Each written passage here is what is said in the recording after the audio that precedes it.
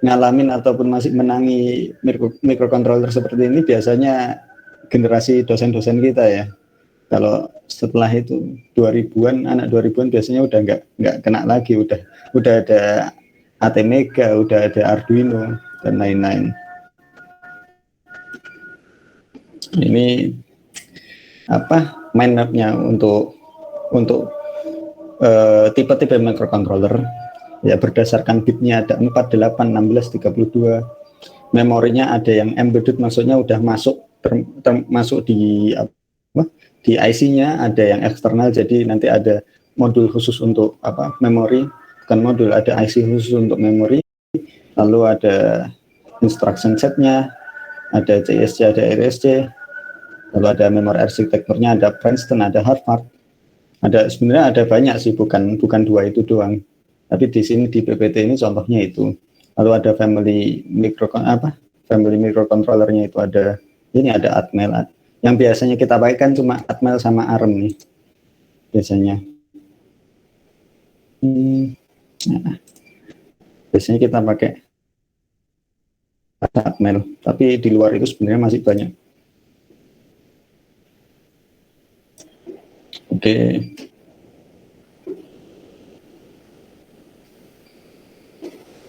Lalu untuk apa?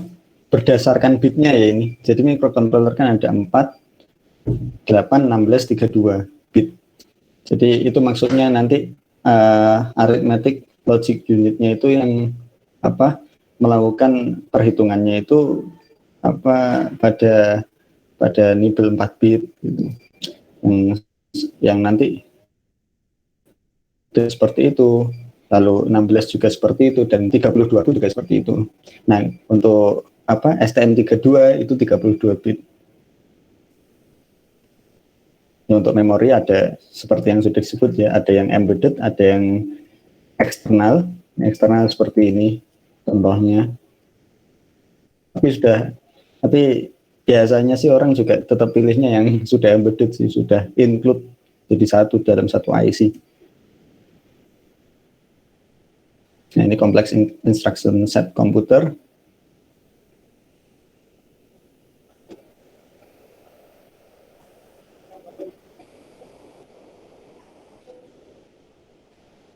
Lalu untuk apa? Memori arsitekturnya ini ada von Neumann Princeton arsitektur. Itu pakai single data bus, terus program instruction itu apa?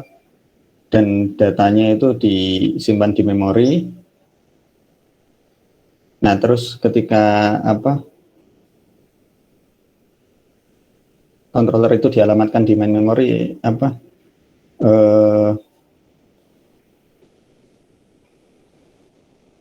Ini apa, memorinya itu nge-fetch untuk ini ya, apa, untuk support ke instruction-nya. Ini untuk yang ini ya, untuk mappingnya yang memorinya von Neumann seperti ini. Terus untuk ini yang Harvard. Nah, secara general kan seperti ini nih, microcontroller arsitektur.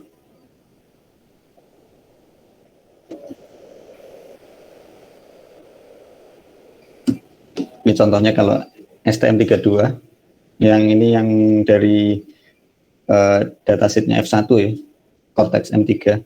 Ini mappingnya seperti ini. Nanti lebih rincinya untuk pertemuan selanjutnya. Untuk apa? Kan kita juga rencananya akan mempelajari pemrograman STM32, tapi kita akan mencoba gimana caranya kalau kita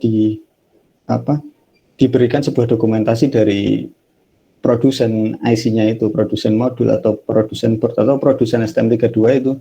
Jadi kita membaca dari dokumentasinya untuk langsung diimplementasikan ke boardnya. Jadi kalau sebelumnya kan kita berdasarkan tutorial yang ada atau udah rangkuman-rangkuman orang yang membuat rangkuman kan. Kalau sekarang kita akan mencoba langsung ke defaultnya default pabrik atau yang sudah disediakan oleh pabrik itu, instruksinya seperti apa, itu yang akan kita coba implementasikan seperti itu. Ini untuk AVR. AVR itu ya contohnya salah satunya apa? ATmega 328 atau yang biasa dipakai di Arduino itu seperti ini. Ini untuk bagian-bagiannya kan. Ada CPU, ada arithmetic logic unit, osilator. Ini ada ROM, nanti ada EEPROM, ada EEPROM. Dan apa? Kalau untuk yang modern sekarang ini biasanya pakainya flash.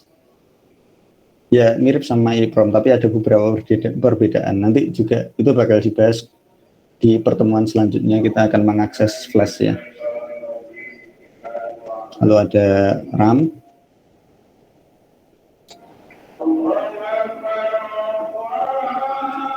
Sebentar saya berhenti dulu ya, ada azan.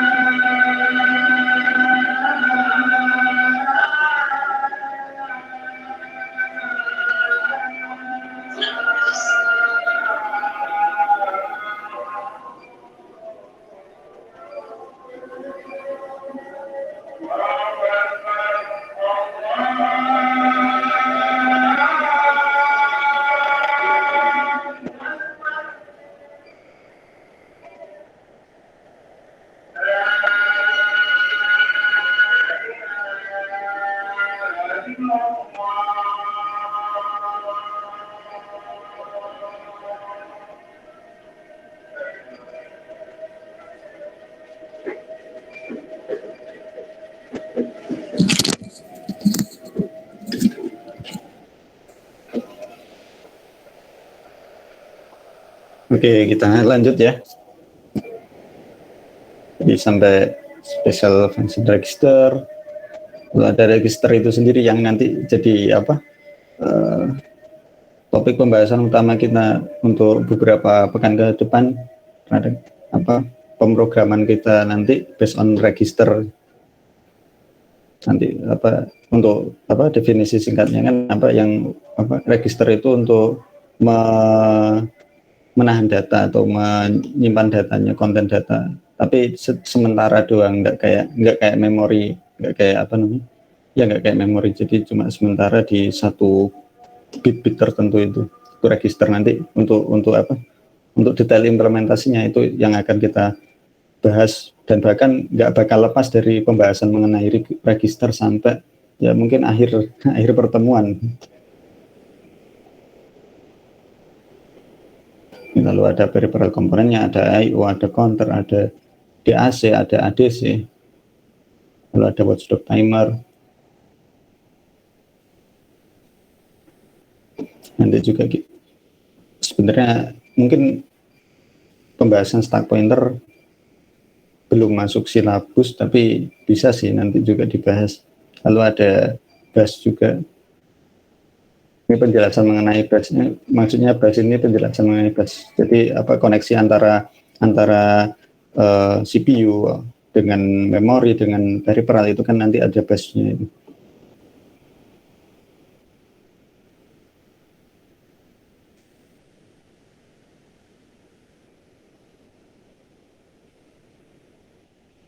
Ini istilah-istilah apa operasi mikrokontroler ya, ada modul. Biasanya kalau udah dalam bentuk board itu kan kita sebut modul biasanya. Jadi udah ada mikrokontrolernya, ada power source-nya, ada interface-nya, connecting untuk dikoneksikan dengan apa programming device. Salah satunya programming device kan PC ya.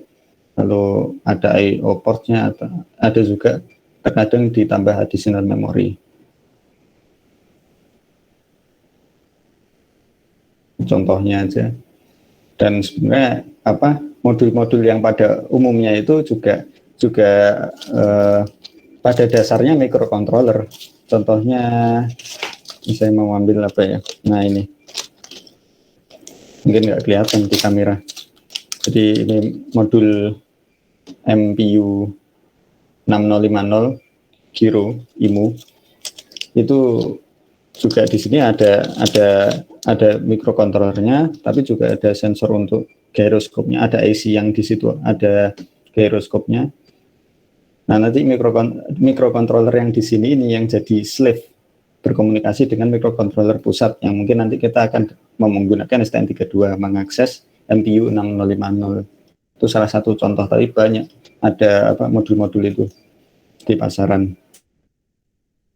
Ini contoh modul lain Arduino.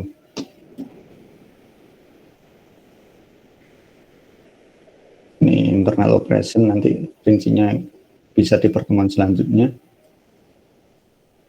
Ini fitur-fitur apa? Fitur-fitur kelebihannya mikrokontroler.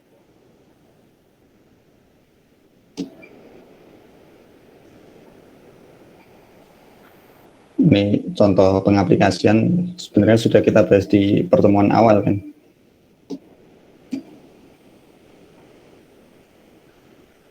Juga contoh pengaplikasian yang ya tipikal lah, yang khasnya seperti apa. Ini salah satu contoh aja, tapi ada banyak contoh-contoh yang lain. Ini kan contohnya di pengukuran speed, kecepatan.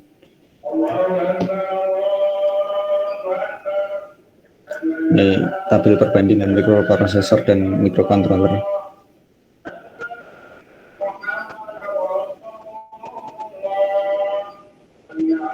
Kriteria juga nggak perlu kita bahas terlalu rinci. Oke, sudah selesai untuk apa? Untuk penyampaian refresh poin-poin mengenai mikrokontroler hari ini. Mungkin ada yang ditanyakan dari teman-teman. Izin untuk stop share screen nih.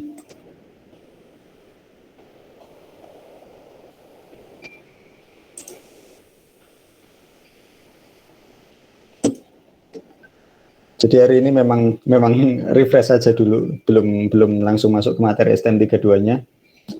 Tapi mungkin dari teman-teman ada pertanyaan yang lain atau sekedar ngasih tahu progresnya, mungkin ada yang terkendala dalam pengadaan komponen, ada yang kesulitan nggak cari STM32-nya sama ya komponen-komponen yang lain itu. Harganya memang baru naik sih, cuma kalau pintar-pintar cari marketplace, sebenarnya ada yang harganya nggak separah itulah.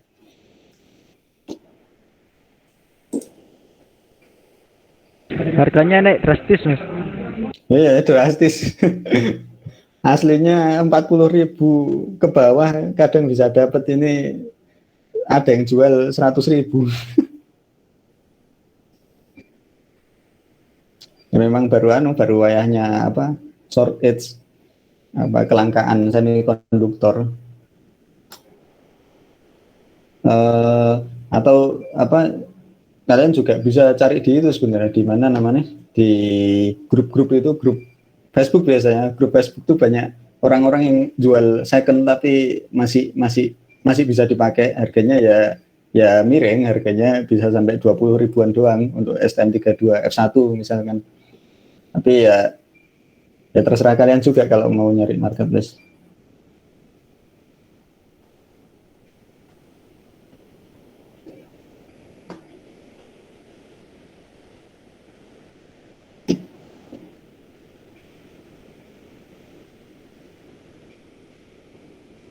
Tapi untuk tools-tools yang lama masih ada semua kan ya? Platform IO masih ada?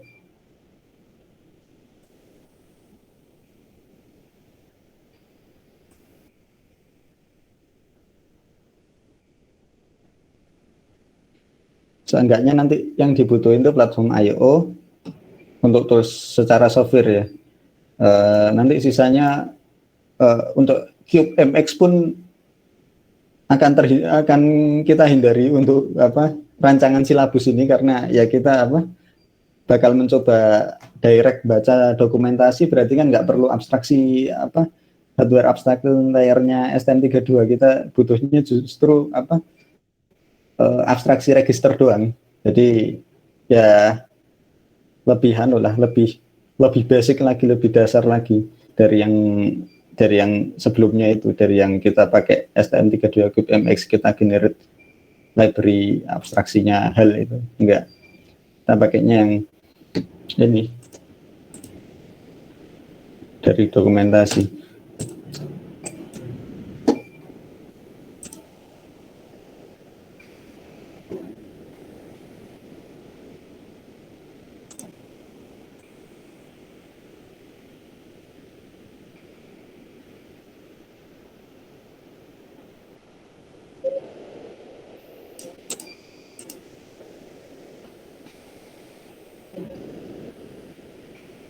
Ini ada pertanyaan atau ada yang mau disampaikan dulu? Hari ini memang singkat sih rencana. Misal nggak ada, saya kembalikan ke pembawa acara lagi.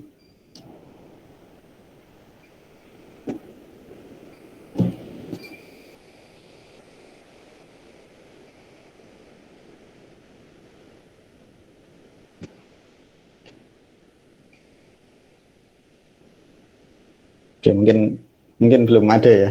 Kalau memang belum ada, ya saya kembalikan saja ke pembawa acara. Nanti dokumentasi saya kirim ke grup WA, gitu aja ya.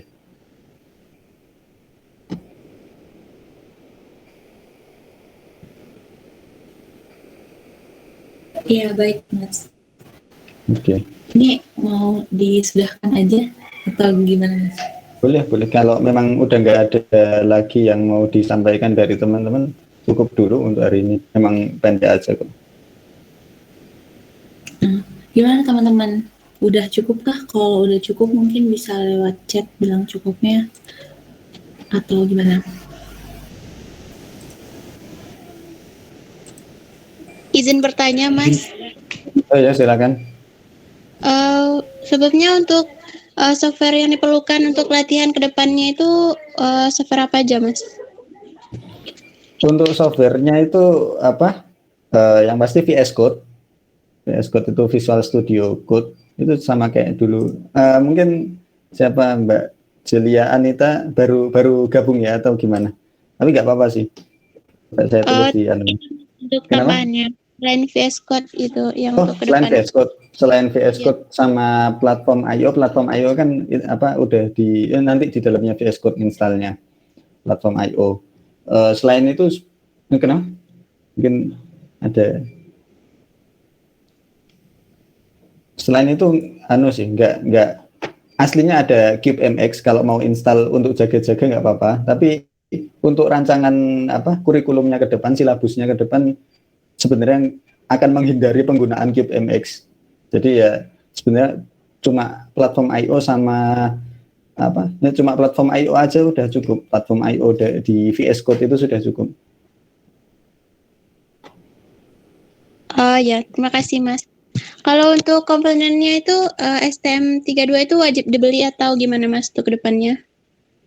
Itu jadi sebenarnya memang lebih baik beli karena sudah paling mudahnya itu ya kita program, kita upload ke hardware aslinya dan kelihatan itu ya kalau kita beli. Soalnya gini loh, beberapa kali saya coba pakai Proteus untuk simulator, itu memang ada bug, sering trouble dan lain-lain. Daripada ada kemungkinan seperti itu, mending beli aja. Tapi kalau memang belum berkenan untuk beli ya nggak apa-apa, tinggal ngikuti aja ngikuti dulu aja. Tapi kalau saran saya sebaiknya beli, dan memang untuk kan emang pengen jadi programmer embedded ya, itu lebih baik beli hardware aslinya aja, karena belajar di simulator itu ya mau nggak tetap nggak bakal sebaik ketika kita sudah belajar di hardware aslinya gitu. Saran saya beli, tapi kalau misalnya memang belum berkenan beli ya sudah. Ya Mas. Kalau untuk komponen yang akan dibeli itu selain STM32 apalagi ya Mas yang perlu? Untuk yang perlu itu sempat di list Mas Victor, coba saya listkan lagi ya di chat. Ya Mas. Oke, ini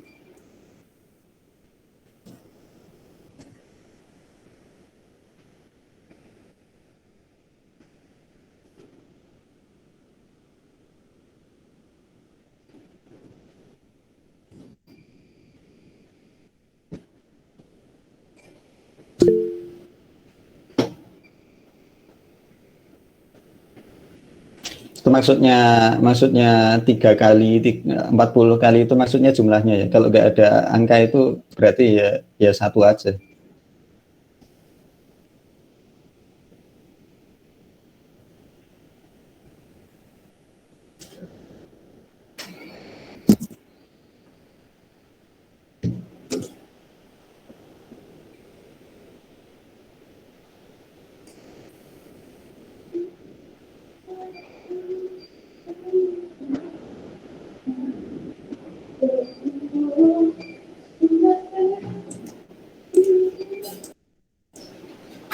Mungkin ada yang ditanyakan lagi atau ada feedback mungkin? Sudah Mas, terima kasih. Oke, terima kasih kembali. Mungkin ada yang lain? Permisi Mas. Oh ya, silakan. Baik, saya Fatkur Rahman Fajar Pramuji. Saya mau menanyakan tentang kayak MPU 6050 itu Mas, sama yang lainnya itu fungsinya apa ya Mas? Gini, jadi kan untuk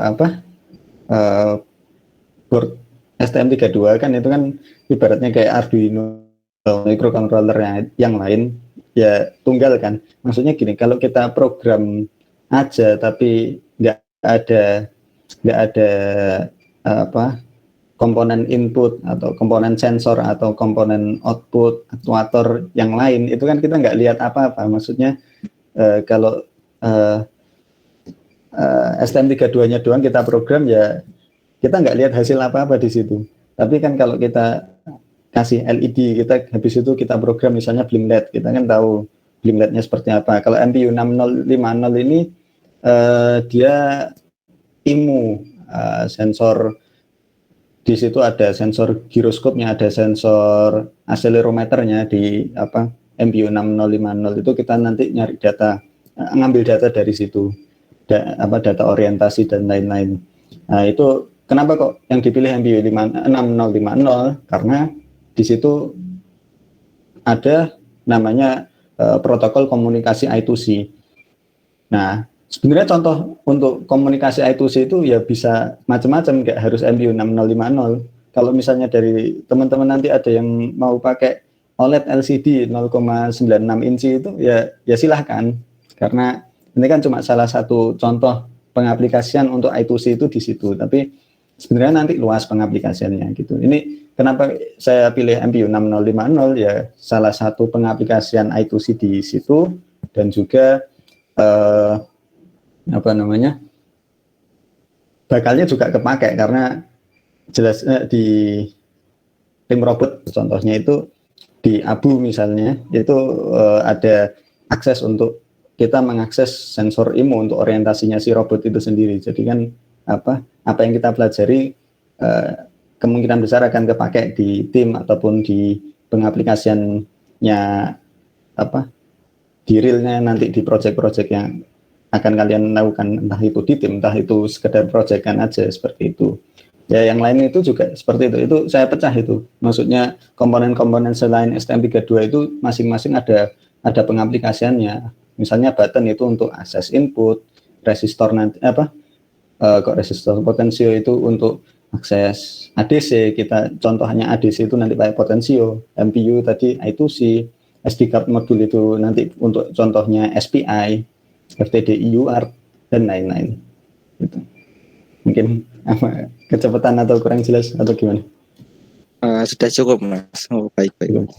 Oke. Jadi ada fungsinya masing-masing nanti ya ke depannya. Iya. Oh gitu. Baik Mas. Terima kasih Mas. Oke. Ini ada yang lain?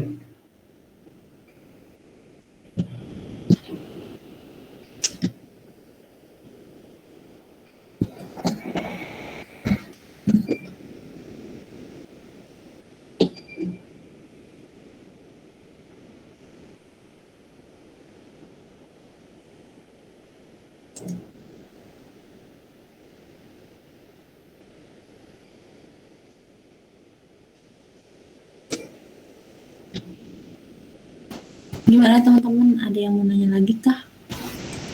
Atau udah dirasa cukup?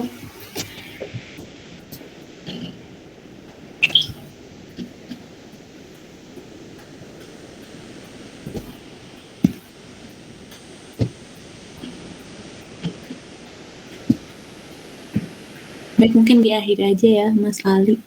Boleh, silakan. Oke, sebelumnya terima kasih sama Mas Ali udah menyempatkan waktunya untuk memberikan materi, dan juga terima kasih sama teman-teman yang udah hadir. Itu tadi materi mengenai microcontroller. Terima kasih. Sebelum mengakhiri kelas pada malam hari ini, karena tadi diawali dengan berdoa, maka kita akhiri pula dengan berdoa. Baik, berdoa saya persilahkan.